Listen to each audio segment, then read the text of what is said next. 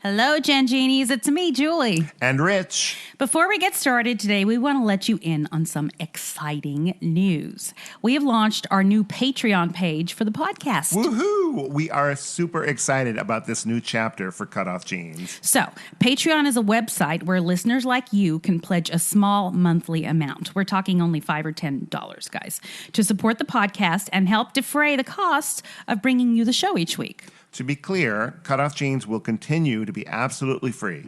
But to thank you for your support, we are going to offer our patrons some fun little extras. Like early access to the podcast every week, where you'll get to hear the latest episode before it's released to the general public. And why not make your friends jealous with exclusive patron-only CutOff Jeans swag? Fancy. And here's something you guys have been asking for, and I'm really looking forward to this.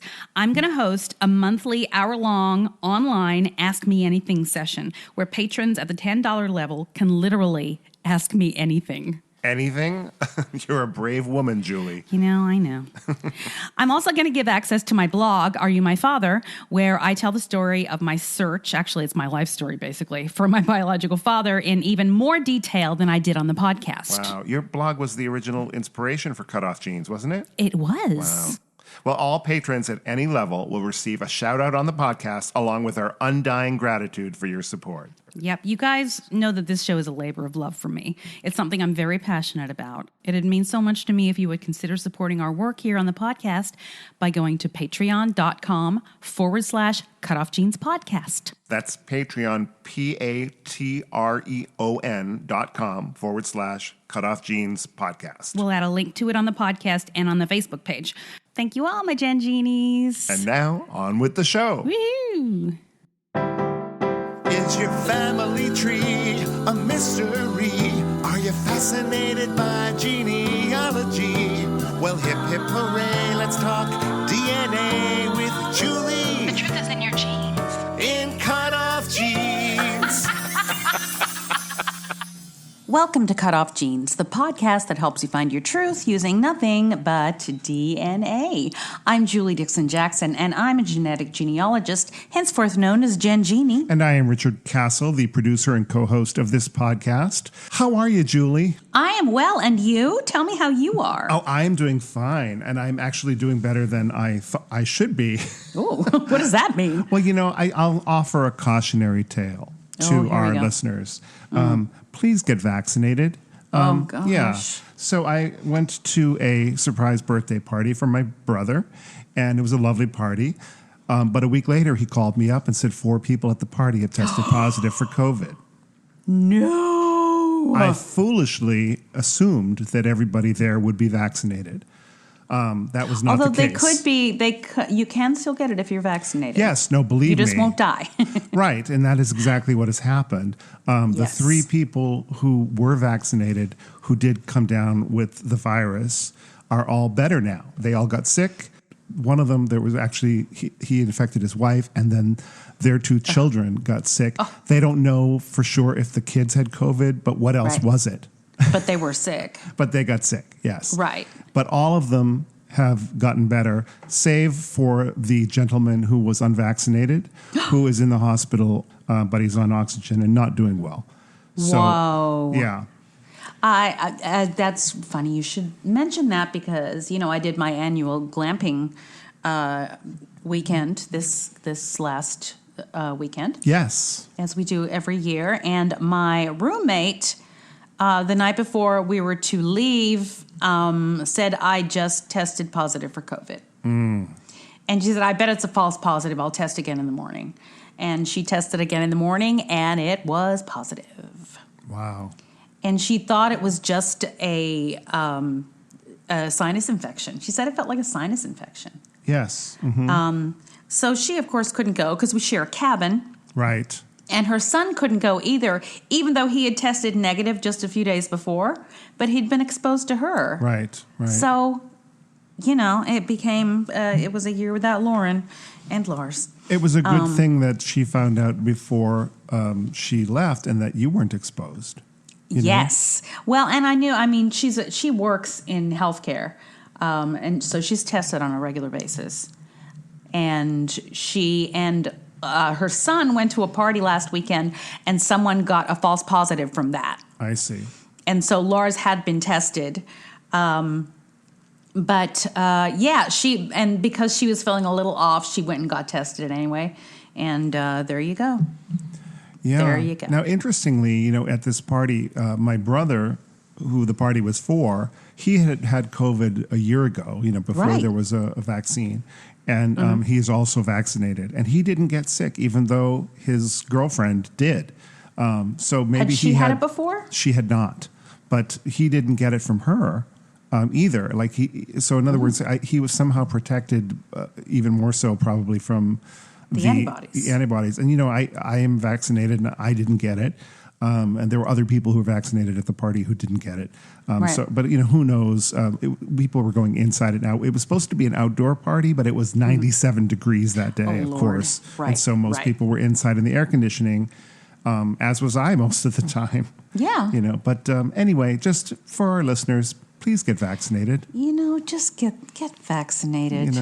Don't worry about your rights. It's your right. It's your right to not wear shoes. Yeah. I don't even want to debate it. To me, it's a health issue, and like I said, just from my own personal experience, the one person who came down with COVID from that party is in the hospital that was not vaccinated. Right. Boom. There you go. So anyway, enough about that. There's my PSA, my public service announcement for the week. PSA of the day. Now we can talk. We can move away from mRNA vaccines to DNA. What is going on in the world of DNA, Julie? This is not about DNA, but this is about my third great grandfather that I thought you might enjoy hearing this story because, I periodically, when I have a little bit of downtime, just go and work on my tree and see if anything new is out there. And I found a newspaper article about my third great grandfather, one of my third great grandfathers, Wilhelm Friedrich Kramer. Oh. So he was born in 1819 in Rhenish, Germany, which was Prussia at the time, and died in 1882 in Bendigo, Victoria, where a lot of my family, on both sides of my family, still live. And he ran a pub. I've talked about him before. He ran a German, pub. And he had like an band and dancing girls, I guess. Well, you can't have an band without dancing girls, Julie. Yeah, you got to have the dancing girls because, to put the oomps in the papas. But he was known as, he was a wonderful gardener. And so the hotel that he ran, or the pub that he ran, was called the Sydenham Gardens. And I found this article about it. Now, before I read it, please know that it was written over 150 years ago. Okay. So times were different. This was during the gold rush. Keep in mind that there were, in this particular area for the gold rush, there were a lot of Germans and there were a lot of Chinese people. Okay. So this is the article, which I found fascinating. It's entitled Chinese Game. For the last week or two, Mr. Kramer, the proprietor of the Sydenham Gardens, has been continually missing a quantity of very fine melons from the place. Suspecting some neighboring Chinese of being the thieves, he determined to watch his property. The other night, he armed himself with a loaded gun, intent on giving the first comer a discharge in full of his unjust demands on his melon beds. Oh, no. Yeah, what does that even mean? Wait. I don't know, but it sounds filthy.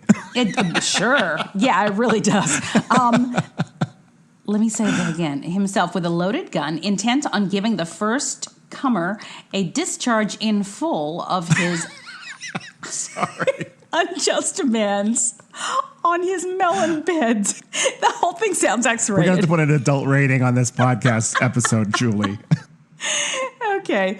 Everything remained quiet until, in the gray of dawn of the morning, he observed a celestial provided with a large basket. I had to look up celestial, and that is exactly what they used to call Chinese people. Oh, I honestly thought he meant It was an angel?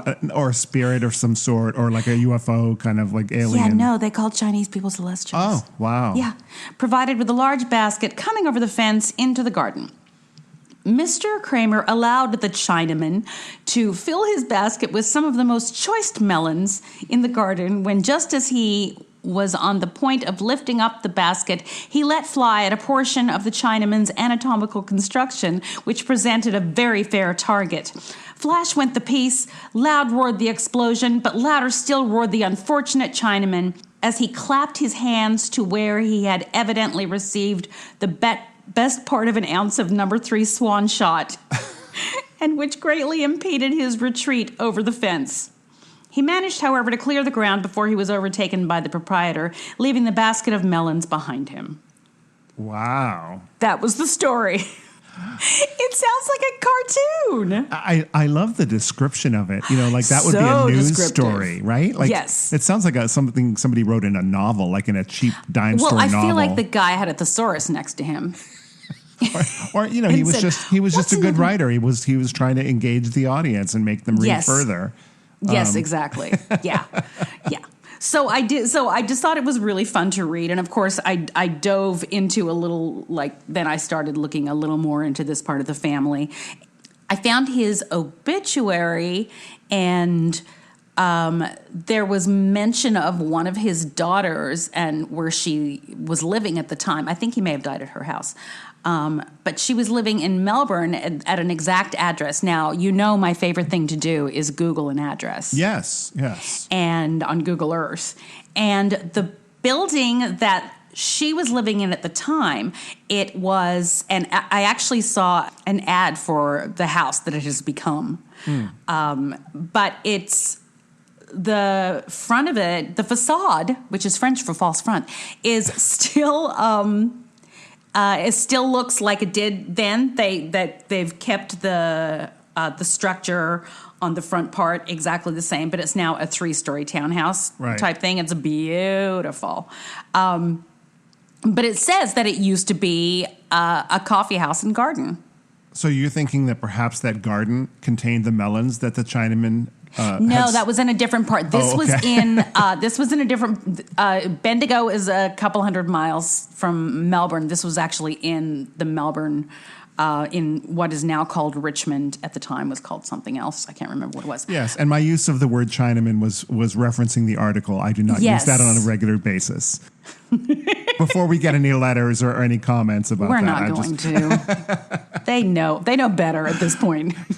I should have just said celestial. Well, you never know. Celestial. I wonder if that would be insulting if I started calling Chinese people celestials. If somebody called me celestial, I would think that would be a I would compliment. think they thought it was an angel. Like I was exactly. But who knows? Maybe it meant something else back then. Celestial Empire, Chinese.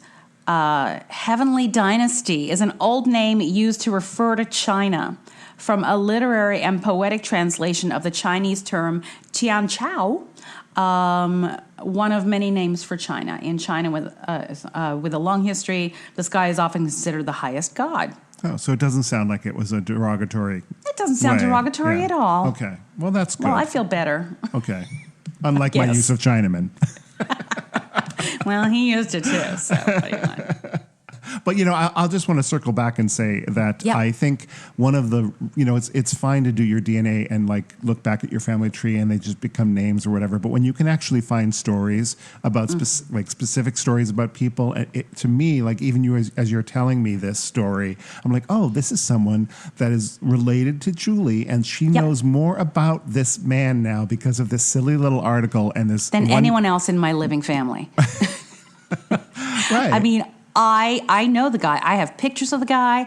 There were a lot of things written about him. He was actually very well known. And you could go on Google Earth and find the house that he lived in, or the house that he might have died in, his daughter's house. Yes, and I also I know the exact location that the pub was too. Right, isn't that cool though? So it just to me it just makes it more personal and more huge for me. Yeah, I love that stuff. As an adoptee, especially, I will say I'm always in trying to explain to people why I love this so much, genealogy so much, is because it actually places me my heritage, and it tells me that I actually come from real people who lived and I'm here because of them.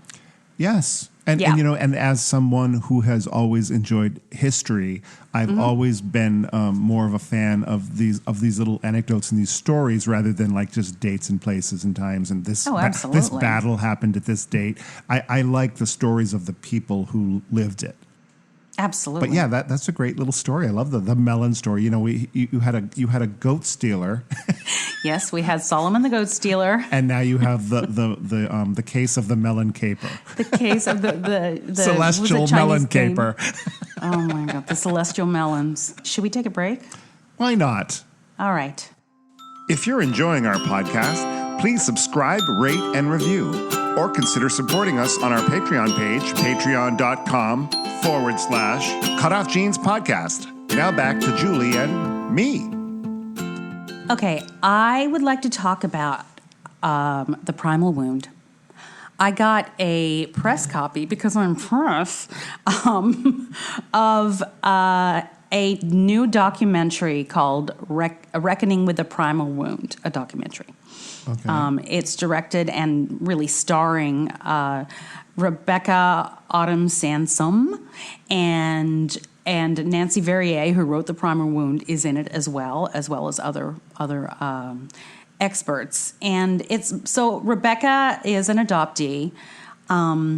She found out after she found her mother, or when she found her mother, that her mother had named her Autumn, and so now she uses both of those names.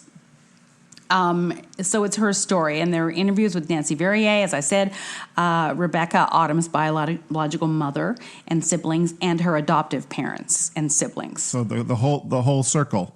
Yeah, and it's very raw and really touches on so many of the issues that I dare say most adoptees go through, and it made me think what it is, and it seems like even if they didn't mean anything by it, and I kind of had this situation too, but adoptive parents usually keep some kind of a secret from the child, and then when they find their truth, it'll come out, and then that causes a little dysfunction and some discomfort. You don't mean the secret that they were adopted? No, she always knew she was adopted, but they actually showed one of the earlier conversations that she was having with her mother on the phone, and she said, "Did you get the box?" And she said, "What box?" And the mother said, "I left you a box with the agency to give to your parents." And she's like, I don't know what you're talking about. I've never seen a box. And so she confronted her mother about it. And her mother said, "Oh, yeah, there was this box. I totally forgot about it. We must have lost it in one of the moves." And was very flippant about it. And, and also felt very accused at that point of doing something wrong. So what was special about the box? There were things in it that her mother wanted her to have. There was like a unicorn and some, I don't remember, but it was just like a box of things that were important to her mother. So when she was adopted, she came with a box from her birth mother. Is that yes. what you're saying? Okay. Yes. And that box was not and was kept from her. And I think they probably kept it for a while to give it to her later. And then in one of the moves, I guess they lost it. But I can relate in that when I finally got all of my adoption documents, first of all, my name was on the decree. My birth name was on the decree, and my mother's name was also on the decree. So my parents had seen my mother's name, and they had it. They had the adoption decree still. But never shared that with me. My mother did. I remember my mother saying, "I think your name was Katrina." But, I kind of took that with a grain of salt because I didn't know whether she was just appeasing me or making that up. Right, you know what I mean? right. Because I'm like, what did she have? Why would that be all that she knows? Right. But yeah, it didn't actually hit me until recently when I was looking at my papers again, the ones that I got in the last 5 years, because that's when I got my original birth certificate and my adoption papers. And I realized that everything about her was already on those papers, and they had them. Right. So I don't know if it's weird because for a lot of people, I know when they're searching for their families, they very much worry about hurting their parents. Oh, for sure. Yeah. And I get that. However, I never worried about that because not that my parents said, oh, you definitely need to do it. But they knew I would do it.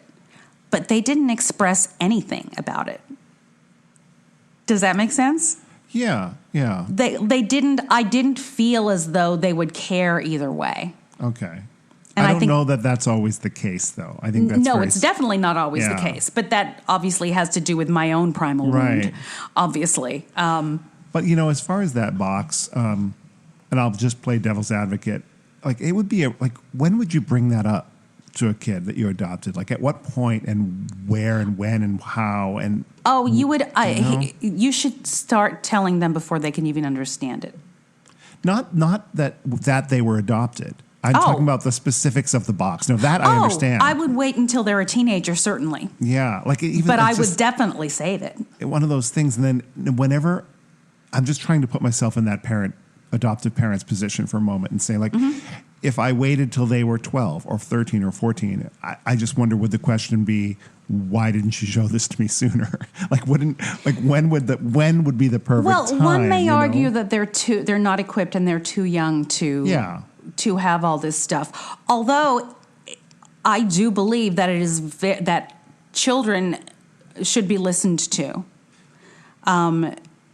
It used to be, well, don't tell them anything until they're 18, and I think that's not realistic either, because one thing we know for sure is that adopted children think about their adoption all the time. All the time. And if we don't talk about it very much, it's because we are getting the signal that it's not to be talked about. Right. Yeah, and even knowing that, I'm thinking, and again, this would have to depend on the kid too, because, I would worry how the kid would take something like that, like how it would affect them emotionally. When I suddenly brought out this unicorn that his birth mother or her birth mother wanted her to have. And it's a minefield, and I'm not taking sides in either way here because I totally see both sides, but I just wonder, that would be a really tough decision for me personally to... Would it? Not... It wouldn't be for me. I would never keep it from them, never. Right. But right. If I were the parent... You wouldn't be sure when to do... I think you have to take the cues from your kid. Yeah. But you have to let your kid have a voice. Sure. If they're not going to ask about it if you are clearly not equipped to talk about it either. And Julie, I probably shouldn't even have an opinion on this because I'm not a parent. I don't have children, and so I can't even. I'm trying to project something that I have no experience on. Yes, but you know what? I kind of like that you are kind of the voice of the adoptive parent. And because they've never been adopted either. And they have no idea. More so nowadays, I think there is a lot more education out there. Everybody that I know that's adopted, that are adopting children, are very mindful of their children's history and letting them, know as much as possible about their own history. It's more open now, yes. It absolutely is more open. But I kind of like the fact that is your thinking, because that shows that that's kind of how we've all been, or parents were coached to behave. Yeah. I mean, they were actually told, this, you don't even have to tell them if you don't want to. They'll just blend right into your family, which is the biggest lie in the world, by the way. My mother kept everything from me. Yeah. Probably because I had a big mouth. But the fact, I've talked about this before, I didn't know that she was married. She'd been married before until I got my visa to come to the U.S. Right. Because my dad had to mention that at the consulate. And I was like, huh? I just see you doing a spit take with a fresca. Yeah, with a I was fresca. really, what are you talking about? Yeah, absolutely. And she never spoke about it. And I found out later, I've talked about this before, I know, that after she died, my dad told me that he didn't know anything about it, but he thought it was not a good marriage. And she kind of married him to get away from the ex-husband. Yeah. And I don't know if I told you this, but I have a friend who's adopted, and his birth mother, after she gave him up, she moved away and she married somebody else and never told him that she'd had a child. And she was married to this guy for 18 years. Yeah. Divorced him, found her son. And, but, she never talks about that 18-year period of her life as if it didn't happen. Like it's a section of her life that she just, there's never a story about it. That's very much a personality type. You know what I mean? People that just keep everything. I know a lot of people like that, actually. Yeah. That have so much trauma, and, you either seek help for your trauma or you stuff your trauma. Yeah. I mean, she'll tell stories about her childhood all the way up to giving birth to him. And then so giving birth to him wasn't so much the trauma, or giving him up wasn't really the trauma. It was possibly in the marriage after the fact. Yeah. And the fact that she was married to him for 18 years and never told him. That's not unusual. Yeah. I will tell you, I have a lot of experience in this now. Yes. I speak to a lot of biological mothers that are like, nobody knows about this. Now what am I going to do? Right. It's, geez. Read a book. Read the book. Anyway, the movie is called, and it's not released yet. I got a sneak peek. But it's Reckoning with the Primal Wound, a documentary by Rebecca Autumn Sansom. And I'm going to have Rebecca on the show very soon. Oh, how great. Okay. As a matter of fact. Is this going to be released theatrically, or is it going to be on one of the streaming services, or do you know? I know they're going to have some screenings. I don't know if it's going to be in theaters. Right. But eventually, I think they're starting to do special screenings in about a month. Well, maybe by the time you have her on the podcast, she'll know. She can give us more information on. Yes, where exactly. to find I it. know there's a big old convention happening in Santa Monica, I think in October, where I know they're going to be screening it. Okay, what do you know about Joni Mitchell? I know she's one of the greatest female songwriters of our time, and that she's been in the news recently because of it was 50 years, I think, since her album Blue came out. Oh, her album Blue. Interesting that you mentioned her album Blue. And that she's going to be a Kennedy Center honoree this year. Right. Along with Bette Midler and other people I can't remember. Oh, that is going to be the best Kennedy Center honors. Oh, my gosh. So why is it interesting I mentioned Blue?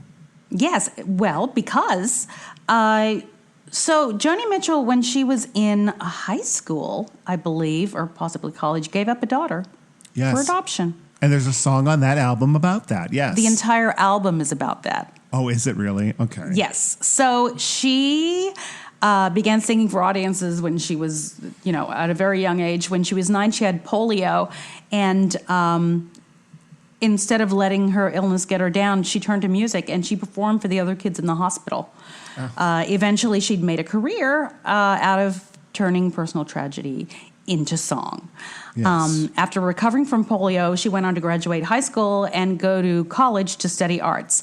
In 1965, she gave birth to a daughter. At the time, as we all know, unmarried mothers weren't common, and when the father of the baby refused to marry her, she worried for her daughter's future, and so she gave her up for adoption. Now, the family that adopted her named her Killeran Gibb.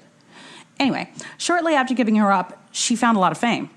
very shortly after giving her up. And not the daughter, Joni Mitchell. No, not the daughter. But instead of being happy, it made her dwell on her decision to give up her child. She was filled with guilt because she had just given her up because she couldn't support her. And now she was making all this money. And finally had the means to take care of her, but it was too late. That pain led to the recording of one of her most successful albums, Blue. Soon after giving up my daughter for adoption, I had a house and a car, and I had the means, and I'd become a public figure. The combination of those situations did not sit well, so I withdrew from music and began to go inside and question who I was. And out of that, Blue evolved. So she finally met her daughter in 1997. She'd searched for her for years, apparently, but wasn't able to find her. But a former classmate sold the story of her hidden pregnancy to tabloids. So even though that was like a snarky thing to do, it reunited her with her daughter because her daughter came and found her. Well, I question this only in that I know there's a song, a specific song on the album that addresses this. And I wonder, was it not an open secret? I mean, was she not open about it at the time in the songwriting? I mean, I think maybe if somebody asked her what it was about, she may have told them. Okay. But, people didn't really care what songs were about back then. Well, I mean, her lyrics were very poetic, but she has beautiful lyrics. Yes, Both Sides Now, my favorite song. Oh, gorgeous! And I would love to hear you sing "A Case of You," which I love. That's a beautiful song. A Case of You? Yes. I don't know it. Maybe I do, but God. I could drink a case of you and still be on my feet. Sure. It's beautiful. So they were reunited. I guess when the child was 30 years old. And Joni had never stopped worrying about her daughter. Apparently, the relationship hasn't been smooth. In 2001, the police were called to Mitchell's home when she allegedly slapped Gibb. Things weren't looking good for their relationship, but by 2013, Mitchell told the Toronto Star they had reconciled. According to Mitchell, her daughter had abandonment issues. And she was pretty rough on me and conscripted my granddaughter, but we've worked through all of it. We reminisced about all the little tricks we pulled and the ways we can hurt each other. That's over. We're going to see each other soon. Unfortunately, and I'm quoting, unfortunately, it doesn't seem like their relationship ever fully healed. Although Mitchell hasn't commented publicly, in 2015, a friend was appointed to make Mitchell's medical decisions. The singer had suffered some serious health setbacks, but her own daughter wasn't chosen to be in charge of her care. And I put in parentheses after that, this is a weird thing to say. Because you don't know her life. Right. No, I mean, what a weird thing to say. Her own daughter. There is the relationships between mothers and daughters is complicated anyway.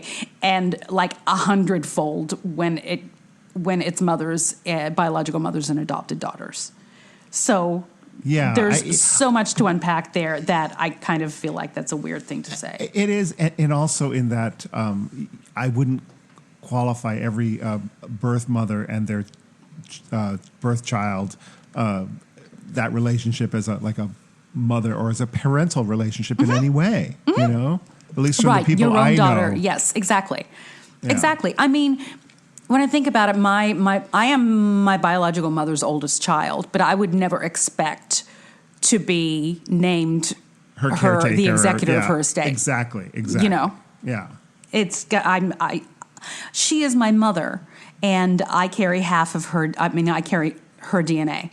You know, and I love her, but her children that she raised, that she is bonded with as mother and child, are the ones who. Anyway, anywho, I wrote after this. I wrote, this article is written by someone who has no idea about experience of adoptees and biological mothers. It really kind of rubbed me the wrong way. I don't even like the angle about the police were called because she slapped her in it. To me, that just seems very tabloid and totally. You know, this whole thing seemed tabloidy to me, but I wanted to include it. Yeah, I know it's totally worthy of mention on the podcast, but the article itself sounds like it's it's pretty trashy. Yeah. But I mean, I really agree. But the facts of the case are she gave up a child in 1967, and then she had a lot of depression about it and made a lot of art about it. A lot of art about it, and she found her in 30 years later, and they have had an on and again, off again relationship since, or a troubled relationship or whatever, a relationship of some sort since None then. of our business. None of which is any of our business, except for the fact that she is yet another person who has been through this. Exactly. Boom. Exactly. Let's take a break. All right. Thank you for listening to Cut Off Jeans with Julie Dixon Jackson and Richard Castle. You can support us by going to patreon.com/Cutoff Jeans podcast. Now, back to the program. Okay, it is story time. Yay. This week, we have the first part of my conversation with Holly. Now, those of you who are in the Facebook group noticed that I offered my services for listeners, and I do charge for my services. I have to. But I give a considerable family discount. And Holly had solved her story herself, mostly.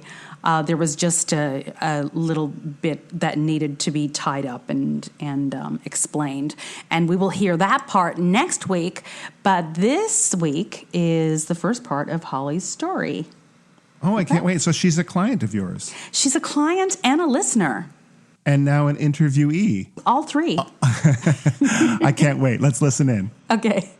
Hey, everybody. I have on the line Holly, who is here to tell us her epic odyssey. Hi, Holly. Hi. Thanks for being here. Oh, you're welcome. All right. So tell me your story. Okay. So I was born in November of 1968, just outside of Boston. I was adopted about a week before Christmas is when my parents got me. So I was about 6 weeks old. I grew up with, I have my mother, my father. I have an older sister who's also adopted. She's about 6 years older than me. And then I have a brother who's about 5 years younger than me, who is the biological child of my adoptive parents. Okay. So I always knew that I was adopted. I don't remember being told. I don't remember sitting down and right. You don't remember the actual initial conversation. It was just something you wanted to do. Yeah. No. So I must have been really young. Yeah. So, and I got kind of the standard story of the time. You're chosen and you're special. And, and all that. And I accepted that, I think, as when I was really young. Mm-hmm. And I had a sister who was adopted. I actually had some cousins who were adopted. So it was kind of like normal. Yeah. Like all families have adoptions. Yeah. Yeah. So, and then you go to school, like elementary school, and I, tell people I'm adopted. And then, you start to get sort of the well, what? What's wrong with you? Why do real parents unadopted people think it's weird. They're children, I should say. Yeah. And it was very much they couldn't wrap their head around it. Right. How many people said, do you know your real parents? Yes. Yeah. Yes. Yeah. All the time. Yeah. If I would tell them. So yeah. And then I think that was the first point, I was kind of like, what do you mean? I'm special. This is a good thing. And that's when I started to realize that maybe not everybody sort of had the same view of it. Mm-hmm. So I started asking more questions then, I think. And, it was always explained to me that, my parents, they got married, and they actually got married in 1955. They tried to have children and they couldn't. So they had to adopt, so it was always like the standard reason why you were adopted. Right. And, which also kind of takes that whole chosen thing out of the equation because you probably wouldn't have been adopted had they been able to have their own children. Right. Yeah. And that always kind of, I was like, well, where would I be? Right. My life just seemed so, I think even back then I realized it was kind of random, Random and is good. I always pictured myself like the ball on the roulette wheel bouncing around, like, where were you going to go? It just could have been anything. Oh, that's a good analogy. Okay. Yeah. So I started thinking more about, where am I from? And I would ask a lot of questions, and my parents they just didn't really have any answers. They had some non-identifying information. Oh, they did. Okay. Yeah. And they showed it to me, and it was said my ethnicity, which I was very interested in. And it said I was Irish, English, and Dutch. And it said some brief physical descriptions of my biological parents. And it said that my biological mother she was pretty tall. She's 5'9". And I was always tiny as a kid too. I remember they would joke that I was never going to grow out of size 6X. How old were you when you got this non-identifying information? I was in elementary school. Oh, that's young. Okay. So maybe like 10, because I was asking a bunch about it. And and it said that they were, and the other thing it just said was that they were young and they planned to finish school. So I knew that they were young. And then I kind of eventually stopped asking about it because I think, my parents were okay with it and they were open about it as they could be, but I think it bothered them a bit to have to talk to me about it. Yeah, I think it's natural. So I sort of, as a kid, I put it aside. And, I'd say generally I had a good childhood. I think I always felt a bit lonely, I think is maybe how I would describe it. Yeah, me too. So that's good. Yeah, I mean, my family was, I was not treated any differently. That was all good, but they were all, they were alike each other in a way that I wasn't. Yes. And I could see that even as a kid. Yeah. So I go on with my life, and I went to college, and I came back, and I was back in Boston, and now I'm in my early 20s, and so like 93-ish. Okay. And I think I'm going to search, and I find out that I can get I knew the agency name, and I find out that I can get the non-ID information for myself. I didn't want to ask my parents for it. I'm sure they would have given it to me, but I just sort of felt like I didn't want them to know that I was. You kind of felt like this was your journey. And that's okay to compartmentalize like that. It's nothing against them. It's just what you're more comfortable with, right? Yeah, I felt like it was it's your journey story. Yeah. Yep.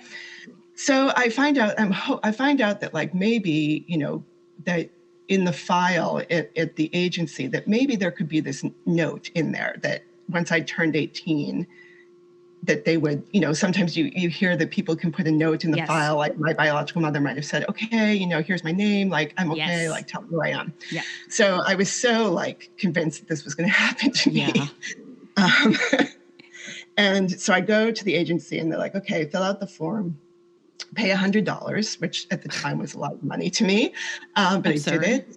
Yeah. Pay $100 to know who you are. And I wait like, I don't know how long it was. It was a couple of months probably. And I come home one day from work and there's a message on the answering machine saying for the agency to call them. Oh. And I thought, oh, this is it. Like there's a note, in the file. Otherwise, so I'm so excited and I have to wait the next day and I call and they're like, oh, Holly, we searched our records and, your file's missing. We don't have it. Yeah. No. Yeah. Yes. Oh, that makes me so angry. Okay. Yeah. So I was just like, what do you mean it's missing, And they said, yeah, we searched and we don't have it. Ugh. And I was like, well, what can you do for me? And they kind of were like, well, nothing. And I said, well, can you refund my money? And they did. I got my money back. Thank God for that. Yeah. Yeah. And they said, you'd have to you could petition the court to try to unseal your records. And I don't have the money to get a lawyer or the money, the time, all of that stuff. Yeah, all that. So I just, I gave up basically. But I always thought someday when I have the means to do this, I'm going to do it. Right. I got married. I got married in 1998.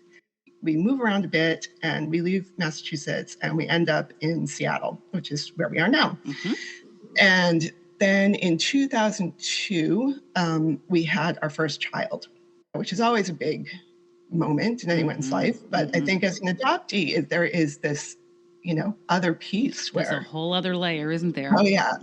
Yeah, just like my first actual relative, my first actual blood relation. It was, overwhelming. And it got me thinking again, especially during the first couple of months of his life. Like, where was I? Like, first 6 weeks of my life. Like, I know I was in a foster home. Yeah. And you wonder, did anybody, obviously someone took care of me. fed me and kept me alive. But, did anybody hold me? Did anybody like cuddle me, or, all those things, or was I just kind of like stuck in a corner with, but I think that that spark sort of relit of like, I think I want to start, but I had a baby and I was too kind of busy. Yeah. And then, and then in 2004, about 6 weeks before my oldest turned 2, I had my second and third child, had twins. Ooh, twins. So it was very busy there for a while. And I kind of put it all, I just was busy trying to deal with all these children. Then in 2008, I did my DNA with what was then called GeneBase, because I somehow I must have heard about this. I was very interested in the ethnicity part of it, to see if I really was Irish, English, and Dutch. I grew up just outside of Boston, and, there's a lot of Irish people there. And, St. Patrick's Day is a huge thing. But my family that I grew up with, even though we were very similar, and I looked, it wasn't immediately obvious that I was adopted. I mean, it looked enough like them, but it didn't really look like them if you looked at us. Sure, but coloring wise and stuff like that. Yeah, I had a very similar complexion to my adoptive mother. And people it was always funny when people would be like, oh, I can see how you resemble each other. And it'd be like, oh, really? No, we don't. Right. Yeah, I get the ethnicity, and it's sort of right. It's Irish and English, and it's the usual sort of British Isles kind of mix. Sure. And there was like a database of people, and but I don't think it was very big, and all the matches I had were really distant. And this was in 2004? 2008. Oh, 2008. Huh, I've never heard of him. Okay. So I see these matches, and I think I sent off a bunch of messages. Sure. Yeah. I didn't know I didn't know what I was doing. And I think, I sent these messages saying like, hey, like, I'm adopted. Do you know anyone in your family who gave up a child? Exactly, right? Like, yeah, I'm adopted, and I'm your 8th cousin. And can you tell me who the mother is? Like, but I mean, sure. I think we all do that at first. I was like, I jumped to the craziest conclusions when I first started doing this. It was insane. Anyway, so I didn't get a lot of responses. I don't think. So I just kind of went on with my life, and I think GeneBase must have become Ancestry at some point. They must have got bought or merged, or because eventually I ended up in Ancestry. Oh, so your results went into the Ancestry. They must have, because I don't think I did Ancestry's test. Maybe I did. I honestly don't remember, but somehow I end up in Ancestry, and my DNA's in there, and I built a little family tree of my adoptive family because that was all I knew, and I liked the history, and I liked searching that stuff and putting that stuff together. So I'm in Ancestry, and I kind of, again, I'm not really getting any matches or anything close. And I just sort of think this is another dead end, and I kind of let it go. And I didn't renew my subscription. I stopped paying for it, for a subscription or whatever. But my DNA was still in there. So then February of 2015, my mother died. My adoptive mother, just to clarify. Yes. Oh yes, thanks. And she died really unexpectedly, and so there wasn't, it was all just kind of this shock to everyone. Sure. And but we got through that, and so in July of 2015, we moved to the UK. But as every year, your birthday comes around, and you think, do my biological parents, remember me? Yep. Do they know it's my birthday? Are they alive? Yeah. So at this point, I'm getting kind of older. I was, getting ready to turn 50, and so I start to think like, if I'm going to do this, if I'm ever going to know, I probably need to do it soon. Mm-hmm. And so we knew we were going back to the U.S. in 2018. I was like, I'm going to do it. I'm going to hire somebody like in Boston to find this information for me. Yeah. But fate intervened in the form of my old DNA test from almost a decade before. Oh. So in September of 2017, I got an email message through Ancestry. I was getting, every once in a while I would get stuff from Ancestry being like, Oh, so you had your settings set to send you emails. A lot of people send me messages. I guess I did. I hadn't looked at Ancestry in like 5 years. I was going to ask you how long it had been since you'd looked at Ancestry. Yeah, probably it was years. Wow, I can't imagine. Okay. Yeah, I gave up, and then I was kind of busy and no judgment. I'm just crazy about it. It was 2 days old by the time I read it. And so I read this message, and it's from this guy who says, hey, I match you as a second cousin, and I want to know if you are interested in finding out how we connect. And here are all the surnames of my great-grandparents, and let me know if any of this means anything to you. And I message him back, and I say, hey, I'm adopted, and this is where I was born and when I was born, and I don't really know anything. Don't look at this tree that I have online. That's my adoptive family. Nothing there will make any sense. And so I just said, if you have any connection, Boston, let me know. And at this point, I didn't know who this guy was or where he was from or anything. And I just figured, this will be another thing where he just doesn't answer, or I'll get a message back saying, oh, good luck with that. Don't know anything. But literally 2 hours later, I get a message from him, and I can tell you where I was in my house in England. I just was walking kind of down a sort of like this hall, and there was this banister of the stairs I saw that the message came up on my phone, and I opened it, and I had to reach out and grab the railing because I thought I was going to faint, because the first line of his reply says, wow, I know who your grandparents were. Okay. Hey, thanks, Holly. And next week, we're going to hear how I stepped in and why I stepped in and what I managed to help with. All right. Tell people about yourself. I am Richard Castle. You can go to my website, richardcastle.com, and find out that I am a songwriter and a musical theater writer and a pianist. Or you could follow me on the Twitter or on Instagram at Castle Songs. Hey, find me on the Twitter at joolsjackson. Find the podcast on the Twitter at CutOff Jeans Pod. Join the Facebook group. I've just started a new separate page for my Julie Dixon Jackson genetic genealogist, which is called Jules Jackson Genetic Genealogist. So if you'd like to join that, feel free, Jules Jackson, genetic genealogist. And if you'd like to reach out to me directly, other than that way, email me at joolsjackson@cutoffjeans.com. And also, please join our Patreon at www.patreon.com/cutoffjeans. I did it. You did it very well, Julie. Now do what you do even better. Tell us where we can find our truth. The truth is in your genes.